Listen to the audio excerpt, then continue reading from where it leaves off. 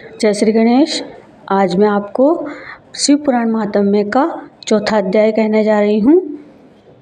इस शिव पुराण की कथा सुनने से जैसी चित्त शुद्धि होती है वैसी दूसरे उपायों से नहीं होती। जैसे दर्पण साफ करने पर निर्मल हो जाता है, उसी प्रकार इस शिव पुराण की कथा से चित्त अत्यंत शुद्ध हो जाता है। इसमें संशय नहीं है। मनुष्य के शुद्ध चित्त में जगदम्बा पार्वती सहित भगवान शिव विराजमान रहते हैं। इससे वह विशुद्ध आत्मा पुरुष श्री सांब सदाशिव के पद को प्राप्त होता है। इस उत्तम कथा का श्रवण समस्त मनुष्यों के लिए कल्याण का बीज है। अतः यथाचित मार्ग से इसकी आराधना अथवा सेवा करनी चाहिए। यह भवबंधन रूपी रोग का नाश करने वाली है। भगवान शिव जी की कथा को सुनकर फिर अपने हृदय में उसका मनन और निधिध्यासन करना चाहिए। इससे पूर्णतया चित्त शुद्धि हो जाती है। चित्त शुद्धि होने से महेश्वर की भक्ति अपने दोनों पुत्रों ज्ञान और वैराग्य के साथ ही निश्चय ही प्रकट होती है। तत्पश्चात महेश्वर के अनुग्रह से दिव्य मुक्ति प्राप्त होती है।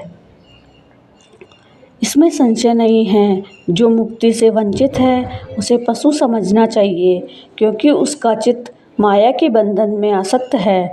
वह निश्चय ही संसार बंधन से मुक्त नहीं हो पाता। ब्राह्मण पत्नी, इसलिए तुम विषयों से मन को हटा लो और भक्ति भाव से भगवान शंकर की इस परम पावन कथा को सुनो। परमात्मा शंकर की इस कथा को सुनने से तुम्हारे चित्त की शुद्धि होगी और इससे तुम्हें मोक्ष की प्राप्ति हो जाएगी।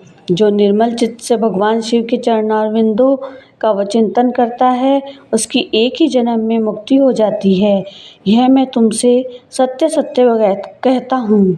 सूत जी कहते हैं, शौनक, इतना कहकर वे श्रेष्ठ शिवगण ब्राह्मण चुप हो गया। शिव भक्त ब्राह्मण चुप हो गया।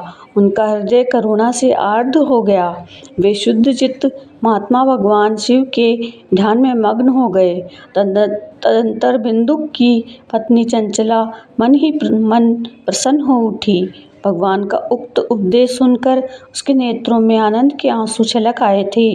वह ब्राह्मण पत्नी चंचला हर्ष भरे हृदय से उन श्रेष्ठ ब्राह्मण के दोनों चरणों में गिर पड़ी और हाथ जोड़कर बोली, मैं कृतार्थ हो गई। तत्पश्चात उठकर वैराग्य युक्त उत्तम बुद्धि वाली वह स्त्री, जो अपने पापों के कारण आतंकित थी, उन महान शिव भक्त ब्राह्मण से हाथ जोड़कर गदगद वाणी में बोली। चंचला ने कहा, ब्राह्मण शिव भक्तों में श्रेष्ठ स्वामिन, आप धन्य हैं, परमार्थदर्शी हैं और सदा परोपकार में लगे रहते हैं। इसलिए श्रेष्ठ साधु पुरुषों में प्रशंसा के योग्य हैं। साधो, मैं नरक के समुद्र में गिर रही हूँ, आप मेरा उद्धार कीजिए, मेरा उद्धार कीजिए। पौराणिक अर्थ तत्व से संपन्न जिस सुंदर शिव पुराण की कथा को सुनकर मेरे मन में संपूर्ण विषयों से वैराग्य उत्पन्न हो गया, इस शिव पुराण को सुनने के लिए इस समय मेरे मन में बड़ी श्रद्धा हो रही है। सूत जी कहते हैं, ऐसा कहकर हाथ जोड़कर उनका अनुग्रह पाकर चंचला उस शिव पुराण की कथा को सुनने की इच्छा मन में लिए उन ब्राह्मण देवता की सेवा में तत्पर हो वहाँ रहने लगी। तदंतर शिव भक्तों में श्रेष्ठ और शुद्ध बुद्धि वाले उन ब्राह्मण देव ने उसी स्थान पर उस स्त्री को शिव पुराण की उत्तम कथा सुनाई। इस प्रकार उस गोकर्ण नामक महाक्षेत्र में उन्हीं श्रेष्ठ ब्राह्मण से उसने शिव पुराण की वह परम उत्तम कथा सुनी, जो भक्ति, ज्ञान और वैराग्य को बढ़ाने वाली तथा मुक्ति देने वाली है। उस परम उत्तम कथा को सुनकर वह ब्राह्मण पत्नी अत्यंत कृतार्थ हो गई। उसका चित्त शीघ्र ही शुद्ध हो गया। फिर भगवान शिव के अनुग्रह से उसके हृदय में शिव के सगुण रूप का चिंतन होने लगा। इस प्रकार उसने भगवान शिव में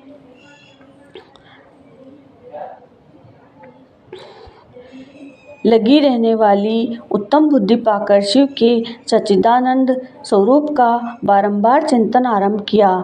तत्पश्चात समय के पूरे होने पर भक्ति, ज्ञान और वैराग्य से युक्त हुई चंचला ने अपने शरीर को बिना किसी कष्ट के त्याग दिया। इतने में ही त्रिपुर शत्रु भगवान शिव का भेजा हुआ एक दिव्य विमान द्रुत गति से वहां पहुंचा, जो उनके अपने गणों से संयुक्त और भांति भांति के शोभा साधनों से संपन्न था। चंचला उस विमान पर आरूढ़ हुई और भगवान शिव के श्रेष्ठ पार्षदों ने उसे तत्काल शिवपुरी में पहुंचा दिया। उसके सारे मल धुल गए। वह दिव्य रूप धारिणी दिव्यांगना हो गई थी। उसके दिव्य अवयव उसकी शोभा बढ़ाते थे। मस्तक पर अर्धचंद्र का मुकुट धारण किए वह गौरांगी देवी शोभाशाली दिव्य आभूषणों से विभूषित थी।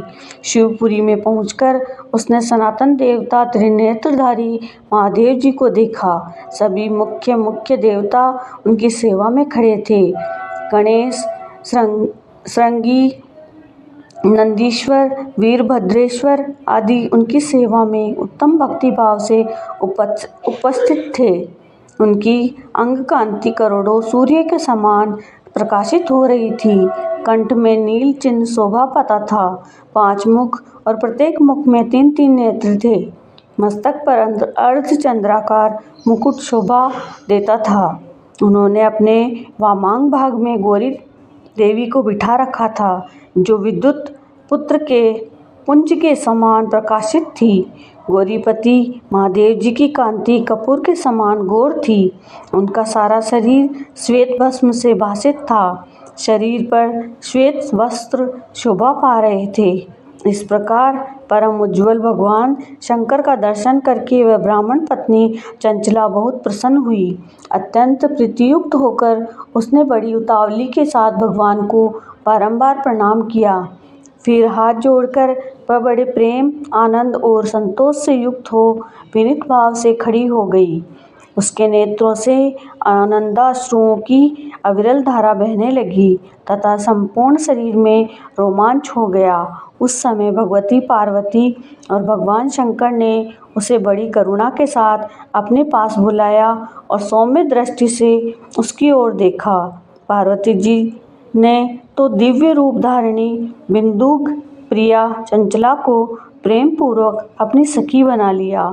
वह उस परमानंद घन ज्योति स्वरूप सनातन धाम में अविचल निवास पाकर दिव्य सौख्य से संपन्न हो अक्षय सुख का अनुभव करने लगी। जय श्री गणेश।